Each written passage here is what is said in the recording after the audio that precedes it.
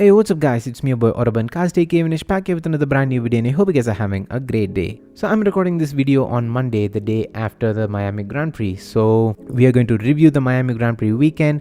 So without any further rambling, let's get right into the video. So let's quickly touch upon the free practice sessions. I mean, nothing really special happened. It was a pretty normal free practice session with just two notable incidents, which was one, Nico Hülkenberg putting the car in the wall after setting a brilliant lap time. I think it was in FP1 or FP2 if I'm not wrong.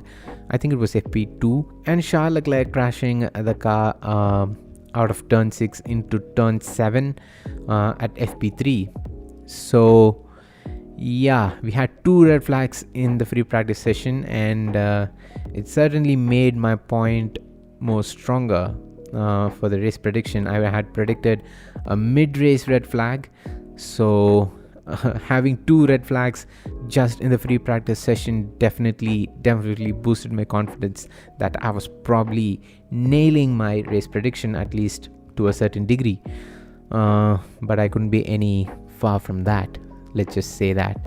And if you guys hadn't watched my Miami Grand Prix race prediction so far, I'll make sure to put up an iCard up there, so click it, make sure to watch it, because I'm going to react to my own Miami Grand Prix predictions to see how close and how far apart I was from my own prediction. I mean, the drivers were complaining that the newly laid asphalt is just too slippery, and if you even put one tire off the racing line, the car just loses all grip. And that kind of did contribute to both Nico Hülkenberg and Charles Leclerc crashing out in the free practice sessions. And the crash for Charles Leclerc into the corner at turn 6 to turn 7, well, that was not just a one-time incident. It was just one of two, and another one happened in qualifying, which we will get to right now. Well, the things that I noticed in the qualifying was Max had easy 2 to 3 tenths pace advantage over the field, yet Max starting from P9 because he was not able to set a lap time in Q3, because on his first run in Q3 he understeered into the same corner out of turn 6 into turn 7, so he backed out from that run. So Max completely banked on his final run on the Q3, in which he was not able to set a lap time because Charles Leclerc managed to put the car in the wall out of the same turn 6 to turn 7 corner. I think that is one corner that pretty much caught most of the drivers out, and the session was quickly red flagged. I genuinely don't think the criticism that Charles was getting on Twitter, on social media, I don't think it was fair. I don't think it was right. I think he was doing his job as a driver for the team, which is to extract the maximum out of the car. I think Charles is right now out driving that car. He's trying to bring down the pace deficit of the SF23 to the RB19. He's trying to put the car as close as possible to the Red Bulls, and I think that is what is causing the amount of incidents that he has been having recently since the Baku weekend, in which he crashed out in the sprint shootout. I don't see anything wrong with this. He's just trying to outdrive the car, and when you outdrive the car, that's what happens. Like, that is a high risk, high reward strategy. When you manage to put up a lap under that kind of strategy, you look like a hero. You can split between the Red Bulls or possibly even get pole position. But if you can't, you have to take the consequence of the high risk, which is starting P7, I guess. Yeah, that's what happened. And yeah, I genuinely do stand by Charles on this.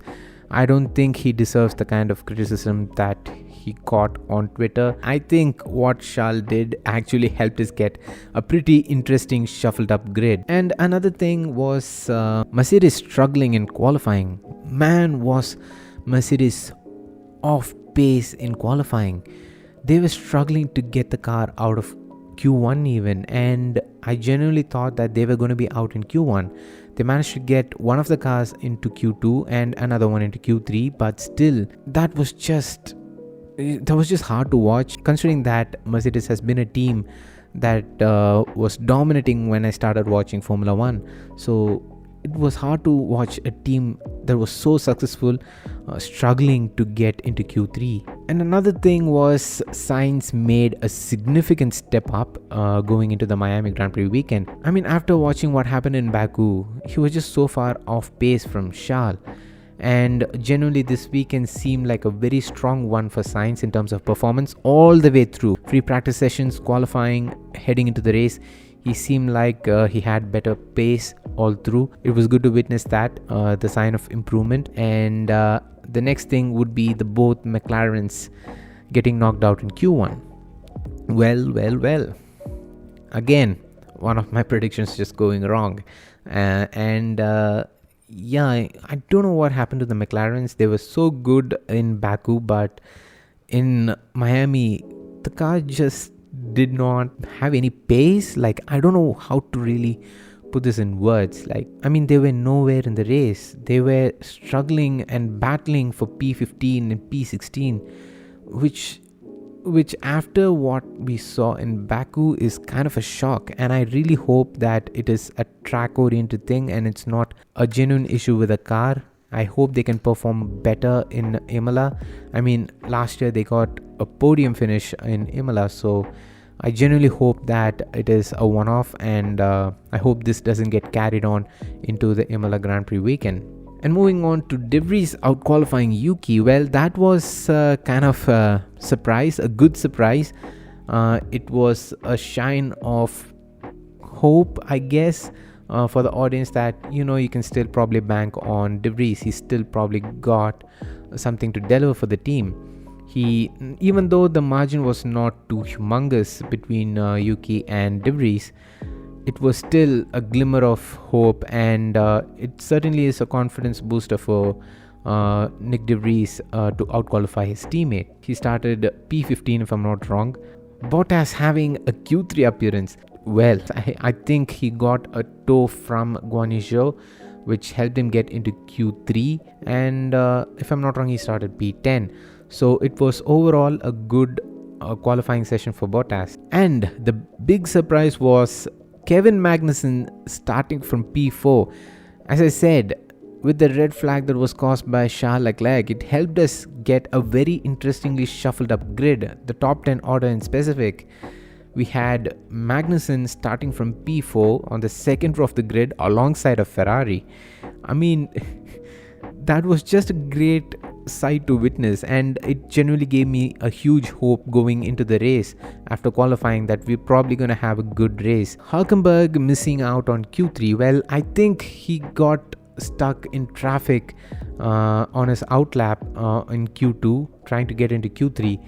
I think that stopped him from getting into Q3, because I think he certainly had the pace to enter the Q3 session. It is just luck. It's just luck and timing, and it just was not in favor of Hulkenberg in Miami. So the next thing is Alonso starting P2 while Stroll failed to escape Q1. Well, I think this is the biggest shock, really, considering that Aston Martin is probably the second fastest team this weekend.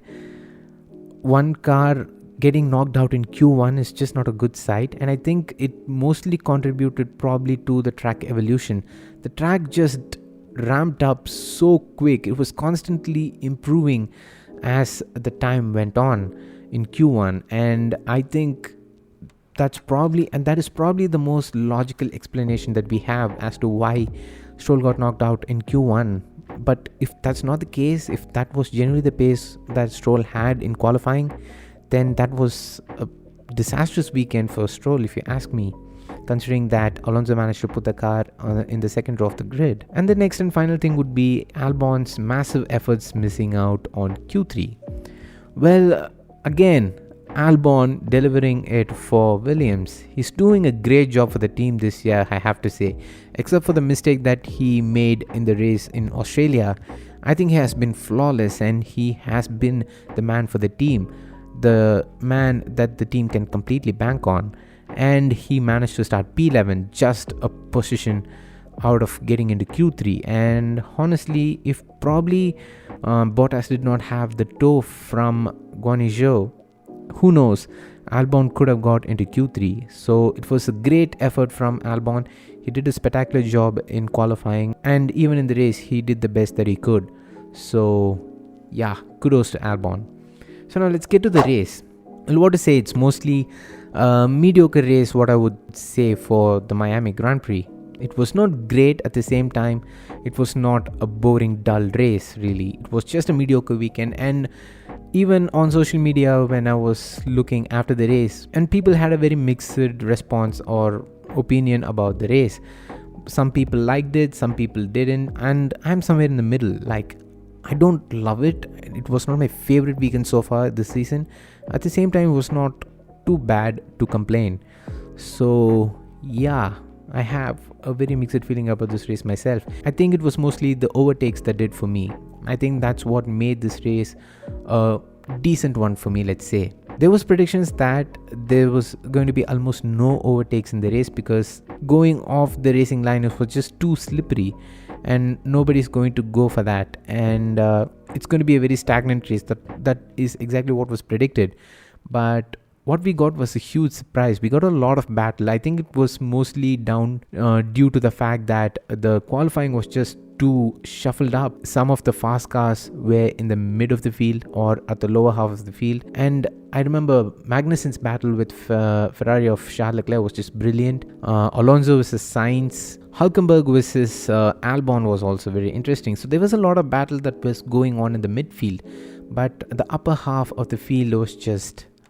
yeah, it was pretty much how it would have been if the qualifying had went completely smooth. There was a lot of overtakings. I think those battles and those overtakes really was the factor that made this race interesting for me. The next thing would be Mercedes looking better under racing trim. Wow, was Mercedes good on race trim? On a long run, the Mercedes just comes to life. It was just brilliant to watch. Both the drivers made the best with what they had in their hand. I think Hamilton starting from P13, finishing P6 with George Russell starting P6, finishing P4. I think it is a brilliant result for the team. And under race trim, the W14 does really wake up. And as the race went on, the car just kept getting better and better. So I think Mercedes is still on the right track. The one thing that they have to really work and improve on, in my opinion, is on their one lap pace. I think that's where they're really falling short. And let's talk about Alonso. Well, it's a Fernando Alonso masterclass race, wasn't it? He did not put a foot wrong. It was a brilliant qualifying. He put the car in P2 and managed to finish P3 after Max overtook him, which was just inevitable, let's be honest. So P3 was the best result that he could take home for the team, and he maximized his result, if you ask me. And yeah, a flawless weekend from Fernando Alonso. I think the high point was when he went on radio to compliment Lance Stroll's move into turn 1. He was watching the TV as he was driving in P3 in a podium position. That was the max flex from Fernando Alonso. I mean, he's just a great showman, isn't he? A brilliant race from Fernando Alonso. Well, we can't say the same for Stroll though, considering that he has the same car as Fernando Alonso. He qualified P18, fine. There's probably some logical explanations to that, but under a race trim, that Aston Martin is clearly the second best car this weekend, so they should have maximized on Stroll's result. He should have at least finished at the lower half of the points. I think he finished P13, which is not where that Aston Martin belongs. So his race pace was just not that good, and this is probably a weekend that Lance Stroll would want to forget. It was just awful. It was just a mediocre weekend for Lance Stroll, considering where Fernando Alonso managed to qualify and finish in the race. So now let's move on to Max. Well, Max was just on fire, let's be honest. He had pace all through the weekend over Checo. Checo got pole because Max was not able to set a lap time. The rain that had hit the track the night before the race really cleaned up the track. So if the mediums were pushed hard, they would have degraded sooner. And Max got on the mediums with just 10 laps to go when the track's racing line was all nicely rubbered in. So the tires would just yield better lap times consistently for longer when pushed hard compared to what Checo had at the first stint, which was a very clean and a green track. On Checo's side of the garage though, I mean, it could have been worse. P2 is always better than P3 or below, so Considering he only finished like 5 seconds off Max is hopeful, and the slight glimpse of joy that Checo and Max gave us when they battled for the lead was just great to watch, and that gives me hope for the future races. Let's just wait and watch. Overall, Max made quick work of the traffic. He was just rapid and had a flawless race. Supposedly, Checo had a moment into the same corner that Charles crashed in FP3 and qualifying, but for some reason the race director, as usual, did not show us any of that. I mean, this has been a very consistent talking point every season, the race direction. I hope FIA does something about it, because this has been a topic of discussion, issue for the viewers pretty much ever since I started watching Formula 1. So the next Grand Prix would be Imola, where both Checo and Max are very good. So let's wait and see what they've got for us there. Kevin Magnussen to finish P10. That was a brilliant race from Magnussen. He put the car in P4. Once all the fast cars made work of him, he managed to hold on to P10. Brilliant race from him. I think that is the maximum he could have done with the car that he had underneath him. Nico Hülkenberg missing out on the Q3 appearance was the biggest gripe that I had, because I genuinely believe that he had the pace. In the race, he finished P15, a not so bad kind of a result considering it's his first time in this track, but it's only a not bad kind of a performance from Hülkenberg, because I was certainly expecting a lot more from him. Well, Alpine having a double points finish, a nice load of points gained over McLaren when they're having an awful weekend. I think Gasly and Ocon finished P8 and P9. Gasly had a good weekend. He outqualified Ocon, and he managed to finish the race a position higher than his teammate. So it was overall a good weekend for Gasly and Ocon. I think they maximized their results. I don't think there was anything more from that Alpine really. So P8 and P9, still a solid amount of points gained over McLaren. I think Alpine and McLaren right now are level on points in the Constructors' Championship. So I think this battle will go on to the end of the season. So I'm excited to see who comes out on top. Let's move on to Ferrari now. Well, Ferrari struggled with the tire deck as expected. Charles was pretty much nowhere, at least with the first stint, but he managed to finish P7. And Carlos Sainz managed to finish the race P5. I think it was a good damage limitation weekend, considering that Carlos Sainz had a penalty for speeding into the pit lane. That 5 seconds could have put him much lower, so he certainly held a solid pace, a very consistent pace, which helped him to hold on to the position that he was at. So P7 and P5 is a good damage limitation weekend for Ferrari, but I really hope this is just down to the track and it's a one-off, and I really hope Ferrari has a good and a much better weekend at Imola, which is kind of their real home Grand Prix. So let's hope for the best for them in Imola. So going to AlphaTauri, a De Vries with another disastrous start to the race.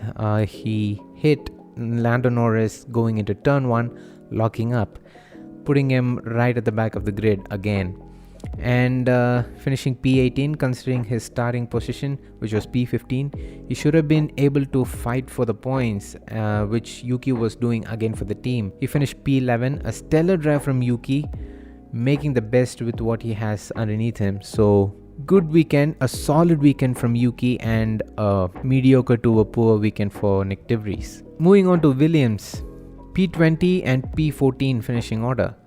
Alex was great all through the weekend. Sargent is the biggest disappointment of the weekend for me.